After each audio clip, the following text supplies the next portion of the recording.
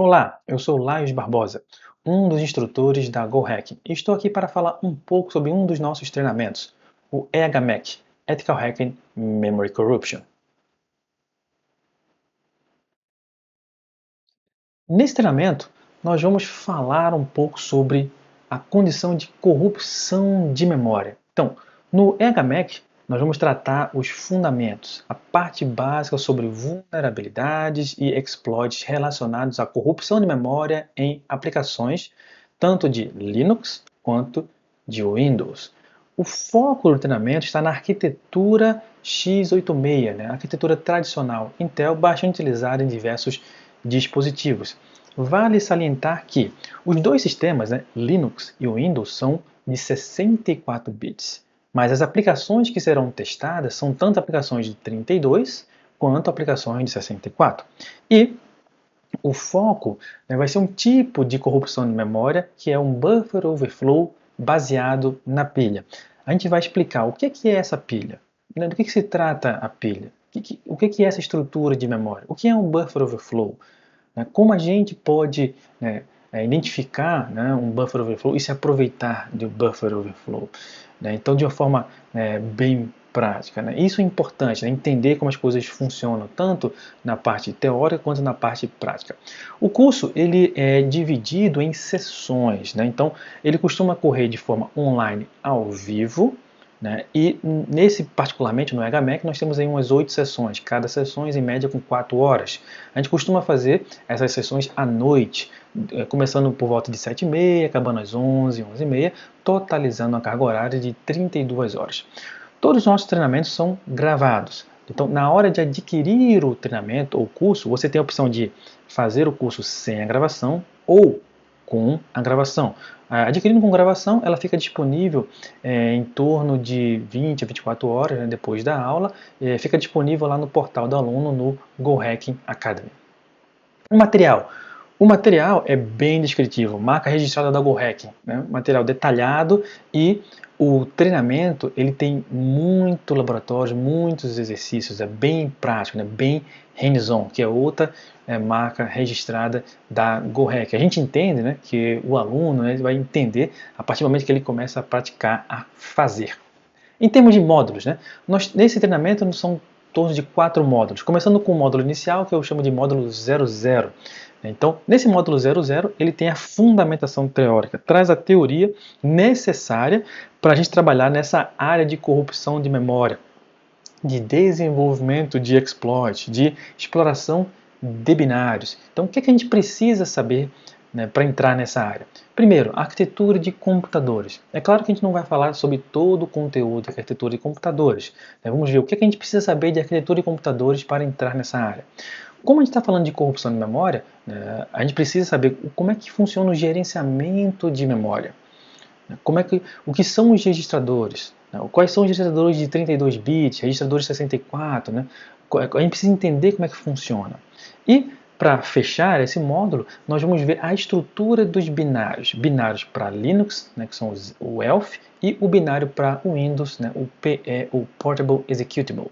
E aí finalizamos a parte teórica, a parte de fundamentos teóricos do curso.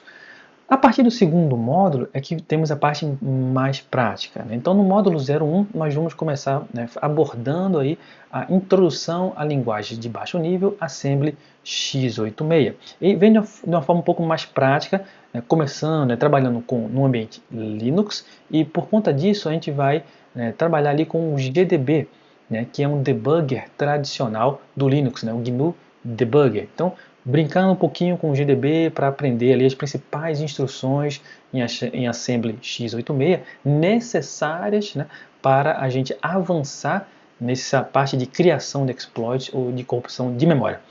E como se trata de uma corrupção, de um buffer overflow baseado na pilha, a gente precisa saber como é que é a organização e o funcionamento dessa estrutura de memória. Para fechar esse módulo, a gente vai falar sobre shellcode. Então, quando um atacante ou alguém explora alguma falha de corrupção de memória, ele costuma executar algum código arbitrário, ou um código malicioso que costumamos chamar de shellcode. Nós vamos ver como é que funciona o shellcode, qual é sistema de funcionamento do shellcode e vamos criar o nosso primeiro shellcode, fazer a criação manual. Já existem, né, ferramentas que dão um shellcode já criado, né, formatado, bonitinho, mas a gente vai criar na mão um shellcode para entender melhor o que acontece por trás dos panos, né? No módulo 02, que é o terceiro módulo, a gente vai entrar na parte principal do curso, que é corrupção de memória, o buffer overflow de fato, entender o que é, como acontece na prática. E a gente vai começar com o Linux, né, explorando uma aplicação de 32 bits, uma aplicação x86. Então, para ver a parte básica, né, vamos ver o buffer overflow no Linux, né, x86, e para isso a gente vai utilizar um GDB melhorado, que a gente chama, né, que é o JEF, né, que é o GDB Enhanced Feature. Então, depois de entender como é que funciona, né, na prática, como é que é um buffer overflow ali no Linux, a gente vai falar sobre um pouco de proteções e controles. Como é que as aplicações ou o sistema operacional se protegem contra esse tipo de ataque? E, tentando entender melhor como é que funciona a mente do atacante, a gente vai falar sobre o contorno e o bypass de algum desses controles, né?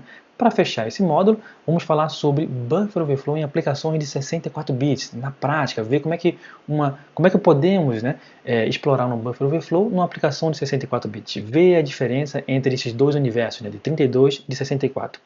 No último módulo, que é o módulo 03, nós vamos focar no buffer overflow ou na corrupção de memória no sistema Windows, ou seja, em aplicações do Windows. E vamos trabalhar com Windows na sua última versão, que é o Windows 10, uma das últimas versões do Windows 10, começando, né, falando um pouco dos debuggers para o Windows, né, falando um pouco ali do WinDebug, o WinDBG, depois do X64DBG, né, e vamos também falar do Immunity Debugger. Depois que a gente entende, né, quais são as ferramentas, né, como utilizar essas ferramentas para a gente identificar uma corrupção de memória e se aproveitar da corrupção de memória, vamos para a parte prática, né?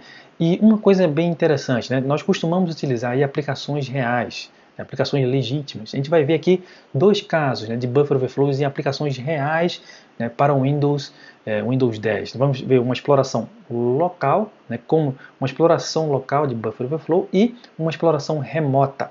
Como é que um atacante pode explorar remotamente uma aplicação real do Windows, né, explorar um buffer overflow para executar código arbitrário, para executar algum shellcode, ou seja, ter a capacidade de executar comandos do sistema operacional ou ter acesso àquele sistema, através de aplicações, explorando aplicações reais.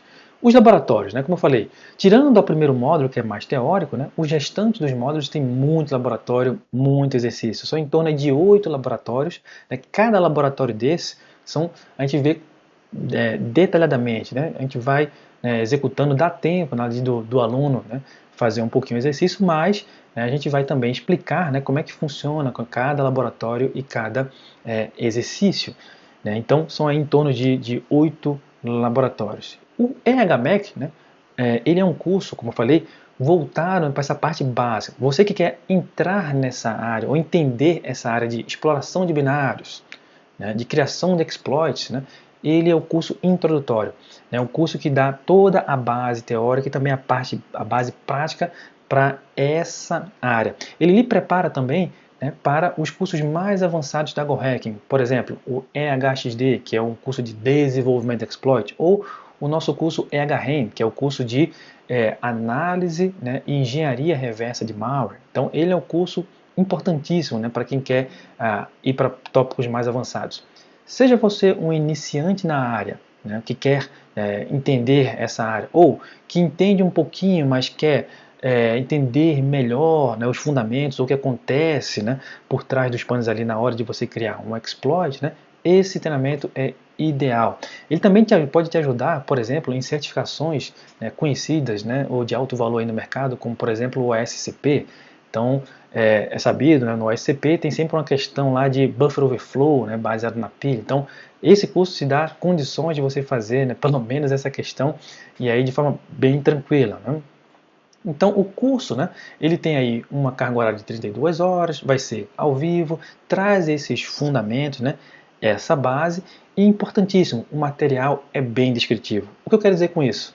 Mesmo depois do curso, quando você tentar fazer uma revisão do material, somente com o material escrito, né, é possível refazer todo o laboratório, acompanhar cada etapa sem maiores problemas. Então, espero que vocês gostem e aproveitem esse curso. Até uma próxima e let's go hacking!